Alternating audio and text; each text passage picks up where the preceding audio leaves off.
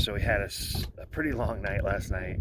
We came down to Hungry Horse Reservoir and we were looking for a campsite. So basically, the way the campsites work is you just kind of drive until you see one. There's campsites like all over the place. The main road turns into a dirt road, and so we just kept trying different campsites, and every single one was full. Every single spot was full. We even found a really cool place down a side road that went down to its own little private lake looking thing that shot off into the reservoir. Anyway, that was packed. So we finally decided we were just gonna pull off to a little, I don't know what you call it, like just a turn off. And we found one that we liked the view. You could actually see the lake. It was relatively close to the water. You had to hike down a little hill, but it was, it was close. Anyway, so I get down the hill and I'm looking and look, I could just see through the trees. There was just like, I think there might be a campsite right over there possibly, but I couldn't see it, just looked dirt.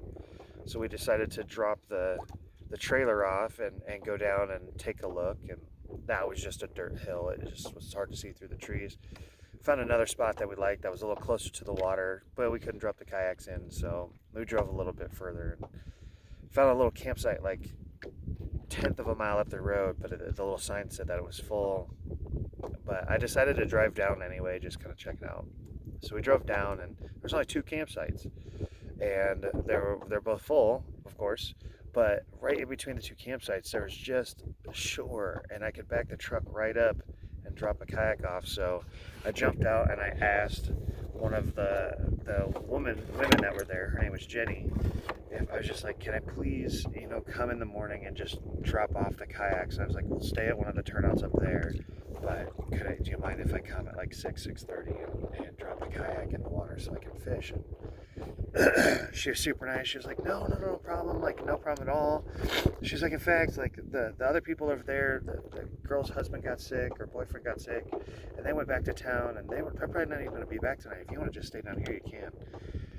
Oh my goodness! So this campsite is amazing, and all the places we've seen are just packed, and it's at this point it's like 9:30 at night. It's getting dark. So yeah, so we just thank her profusely, and we just cook some brats real quick and get to bed. And we had a very hard time sleeping because this is probably the deepest in the woods or the wilderness that we've been. And so of course, one of the campsites I saw earlier said that there was a bear, like a bear sighting, a couple miles away, and yada yada yada. So of course Laura's pretty paranoid about that stuff, and then this freaking this deer just walks up to the campsite. It's dark, so all you can really see is this like gray shadow in the darkness with 2 glowing eyes because we have lights going on, and it looks up at you and doesn't give a crap, just goes down to rummaging through whatever stuff it can find, and then it looks at you again and then rummages. So I approach this deer to try to like shoo it off into the woods, and this deer not having it. Nope, not running off into the woods.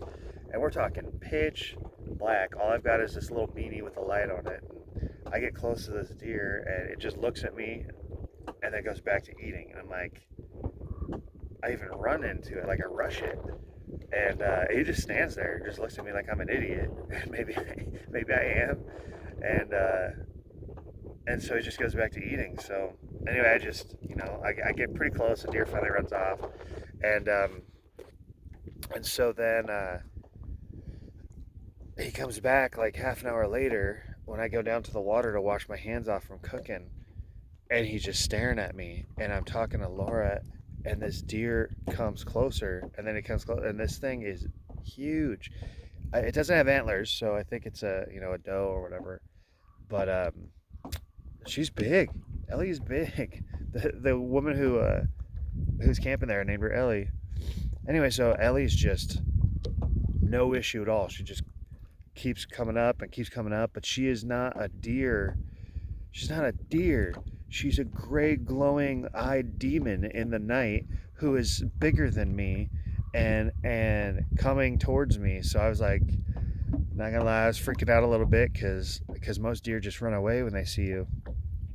Anyway, so she hung out for the better part of an hour and a half while we tried to sleep. And all we could do was lay awake and stare into the darkness, trying to see if it was a deer or a bear.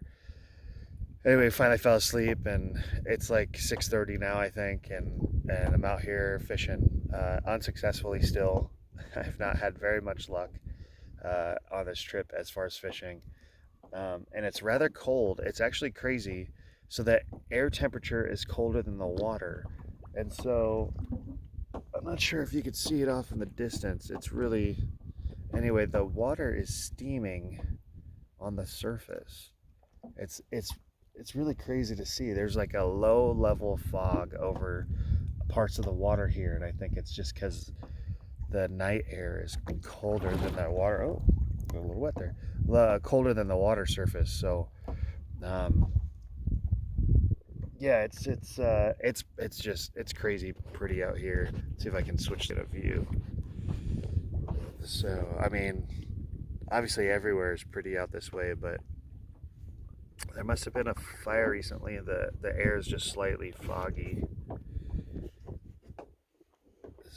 So yeah, it's very, very pretty out here. So that was our night. It's cold. I'm gonna finish doing some fishing. The sun hasn't come up yet, so I'm gonna be diligent and persistent and keep trying to throw some lures in the water. I'm pretty far from camp though, so I think I'm gonna head back that way just in case I tip over the kayak or something like that. I don't feel like swimming half a mile to get back to camp or whatever. So anyway, super long night. Hopefully I catch something. I will update if I do.